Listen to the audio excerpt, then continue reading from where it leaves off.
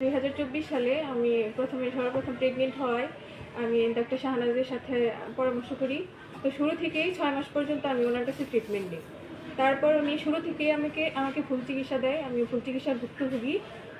আমার হচ্ছে lupus nephritis with এসিলি। তো উনি আমাকে এখানে বিভিন্ন টেস্ট করার পর উনি আমাকে বলছে যে আমার নাকি থ্যালাসেমিয়া হয়েছে। তো এরপরে হচ্ছে আমার অবস্থা খুব খারাপ হয়। এরপর হচ্ছে আমি ঘাটাল সেমিতে চলে যাই। তো এখান থেকে আমাকে সাথে সাথে ঢাকা রেফার করে দেয়। রেফার করে দেওয়ার পর হচ্ছে ওইখানে আমি আমার বাচ্চাটা 6 মাসের বাচ্চাটা আমার ভুল চিকিৎসার জন্য মারা যায়। শাহনাজ ডাক্তার ওনার ভুল চিকিৎসার কারণে মারা যায়। তারপরে আমি 5 দিন লাইফ সাপোর্টে ছিলাম। তো এরপর দীর্ঘদিন আমি অসুস্থ থাকার পর আমি 1 মাস যাবৎ নিজের পায়ে দাঁড়াতে পারতেছি। তো এখন আবার তো এত কিছু হওয়ার পরেও আমি স্যাক্রিফাইস করছি।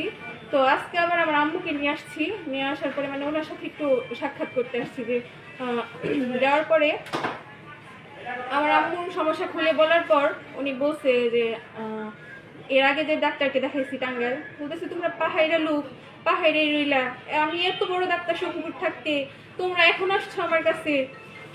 ওনাকে খুব বড় মনে করতেছে। তো আমি আবার সেই সুযোগে বললাম যে ম্যাডাম আপনি তো এত আমিও তাহলে আপনার কাছে ভুক্তভোগী।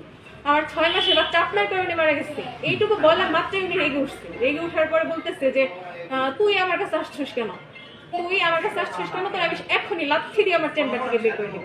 সাথে আমার মা ছিল এবং আমার মাকে ওখানে স্টাফ এবং একজন নার্স এবং ডাক্তার শাহনাজ আমাদেরকে ধাক্কা দিয়ে বের করে দেয়।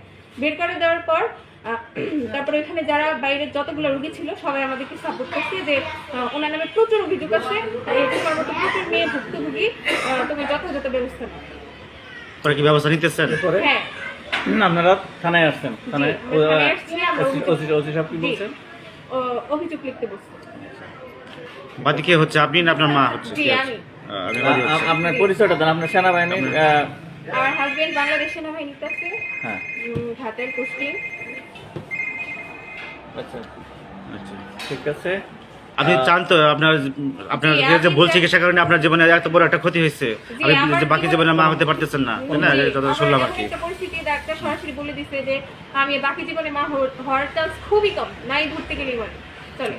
ওনার কারণে আমার 6 মাসের বাচ্চা মারা গেছে। আমি 5 দিন লাইফ সাপোর্টে ছিলাম। উনি আমাকে সান্ত্বনা দিতে পারতো, কিন্তু আজকে ওনার কাছ থেকে তো আমি এই ব্যবহার আশা করি না। উনি একজন ডাক্তার, উনি মানুষকে সেবা দিবে, উনি আমাকে সান্ত্বনা দিতে পারতো। কেন উনি আমার সাথে এরকম খারাপ ব্যবহার করবে? উনি একজন ডাক্তার হয়ে আমাকে বলতেছে যে আমাকে লাথি মারবে। আমি চাই এর যথাযথ বিচার হোক এবং আমার মতো কোনো মেয়ে যেন এরকম শিকার না হয়, পরিস্থিতির শিকার না হয়।